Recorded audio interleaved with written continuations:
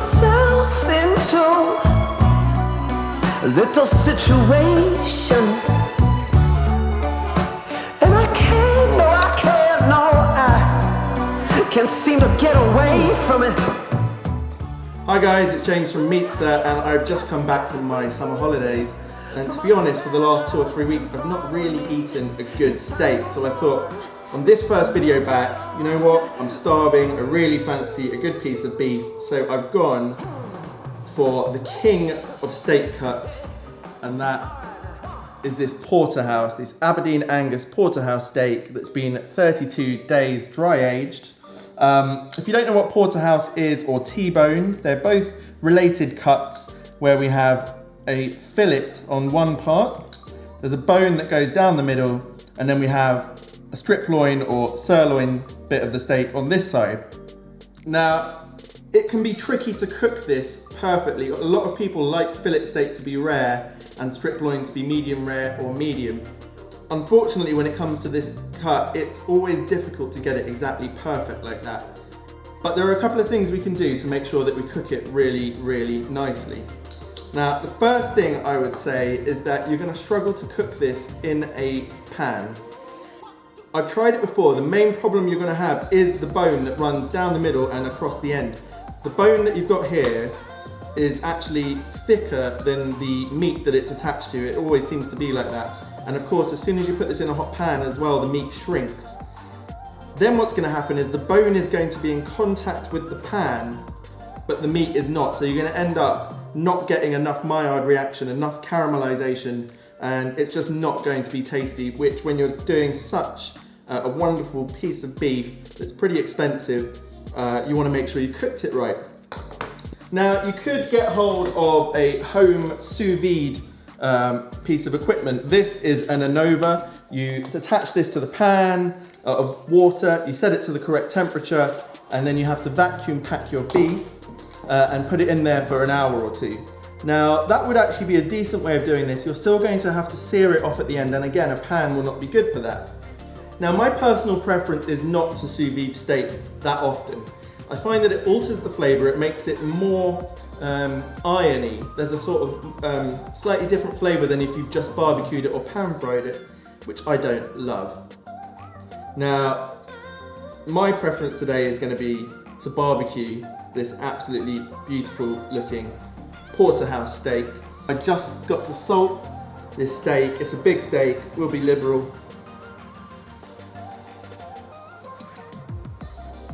And then, once it is salted, I have made just a very simple crushed garlic and avocado oil to put on top of it here.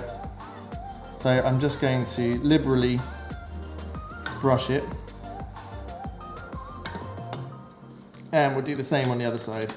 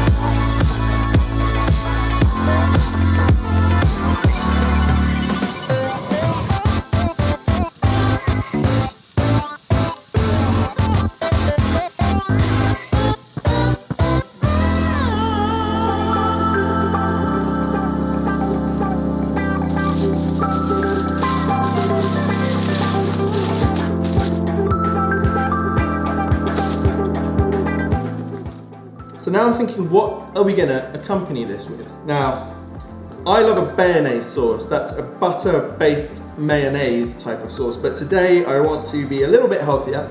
I'm not necessarily going to cut down on the calories, unfortunately, but I'm going to make a simple mayonnaise, which will be olive oil based rather than bayonnaise, which is a tarragon, shallot and vinegar butter emulsion with egg in. But you know what? It can be really intimidating to try and make mayonnaise or bayonnaise at home. There seems to be a lot of technical skills that you need to master. So I thought, why don't we try doing a really simple mayonnaise? Now, there aren't that many ingredients involved. You're going to need some eggs. For this recipe, we're going to use 2. And then your other main ingredient is going to be oil. Olive oil is great. You can use vegetable oil, your preference. Now, to add some really nice flavors, we're going to use a little bit of white wine vinegar, and we're going to use some Dijon mustard, which is just going to give that mustardy flavor, which if you're not into that, no need to use it. But I would say it will actually help to thicken up the mayonnaise a little bit. On top of that, we've got some salt, and then we're going to just add a dash of water. I'll show you when I'm actually making it. Now, I've got a NutriBullet, which makes things pretty simple. I'm just going to put all the ingredients in here and keep whizzing it up until it looks all right to me. You basically need to mix it until it emulsifies and keep going a bit further so it starts to thicken up, and then put it in the fridge, and after an hour or 2 in the fridge, you'll get a really nice texture. If you don't have a NutriBullet, you can use a normal liquidizer where you can keep the lid on the top but take the little, you know, the little thing out of the top, and just you can actually then pour your olive oil in slowly, which is a more sort of traditional way of making it anyway. So either way, this should be pretty simple. So let's just get on with it. I'm just going to add 2 eggs. You want these to be good quality eggs and large if possible. Then I'm going to put in about a tablespoon of this mustard.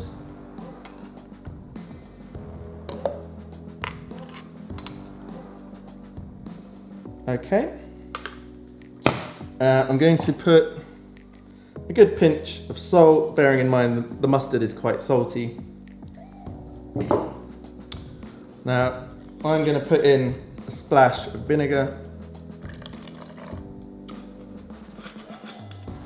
And I'm going to put less than a 1/4 cup of water in. Now I'm going to start then, I'm going to whiz this up to begin with, and then we'll add the oil in a moment.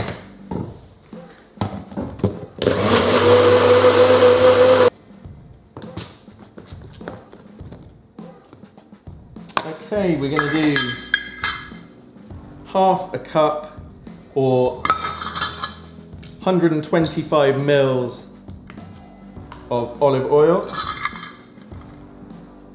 That already smells nice with that mustard and the vinegar.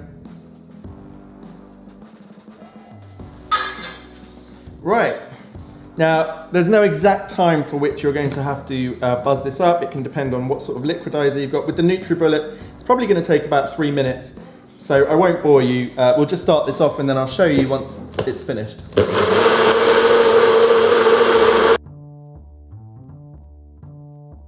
As it's been whizzing up for about 2.5 to 3 minutes, I just want to check on it.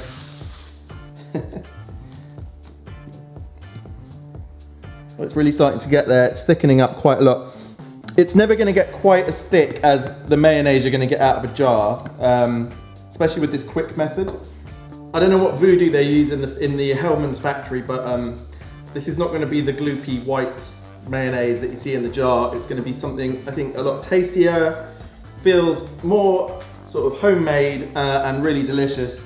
And it's almost like you can dip the steak in it. But I'm going to go for another minute to 1.5 minutes, and then I'll just put it in the fridge. Right, I think we're pretty much there. I'm just going to taste it to see if we want to add any more vinegar. There we go. Actually looking pretty good. Reasonably thick consistency. I wouldn't say you're going to use this in your sort of sandwiches necessarily, but we'll see what happens after it's been in the fridge for a while. I'm just going to taste that.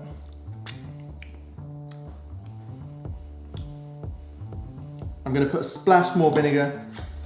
That will just really brighten it up a bit. Okay, I'm gonna whiz this up again, and then we're just going to store it in a sterilized jar, and that should keep for a week or so, even up to 10 days.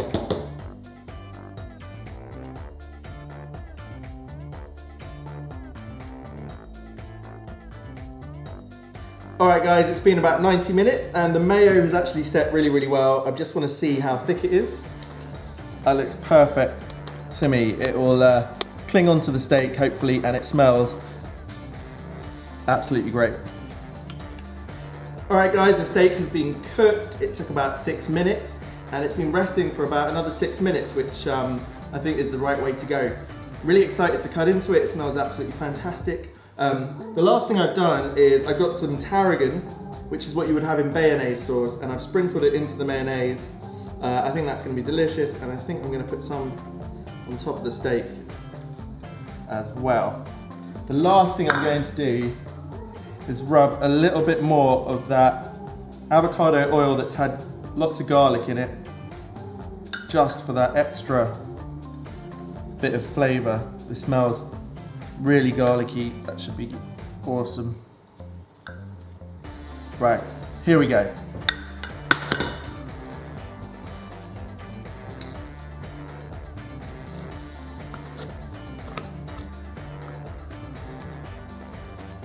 So I'm going to cut the whole thing off the bone, which is how you often see it presented in a steak restaurant. But you don't have to, of course. It's a bit of extra work.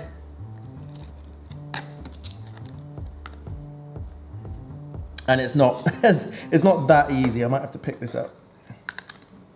There we go. Nearly there. All right. Awesome. And now the fillet part, which is falling apart as I touch the steak. And anything that's left on here is great because you can pick up the bone and have a great time chewing all of that off. Here we go. Right. I'm gonna slice a bit of this strip loin.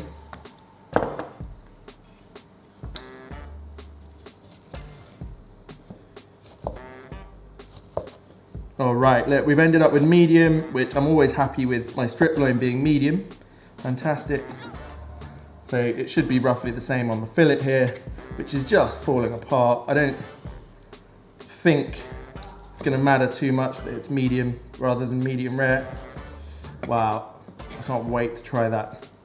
Right, here we go.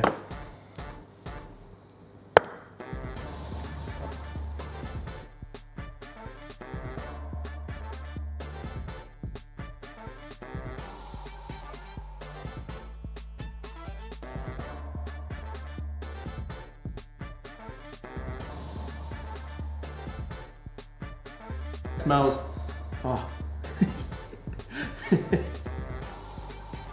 Right, here we go. This smells incredible. I've got the mustard and the vinegar from the mayonnaise. I've got that tarragon that I've just put. I've got garlic from the garlic oil, and I've got that smoky smell of steak. Whew. Cheers, guys. Oh my God.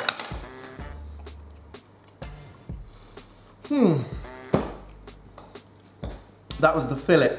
It was so unctuous, but it was so much more tasty than any normal fillet you have, which is what I've always found, it being cooked on the bone. I mean, look, this is a significant size bone here. It really does impart something into the meat. Let's just try a bit of that strip loin. Here we go. It looks so marbled before I cooked it. We're gonna dip it a little bit in here. Cheers, guys.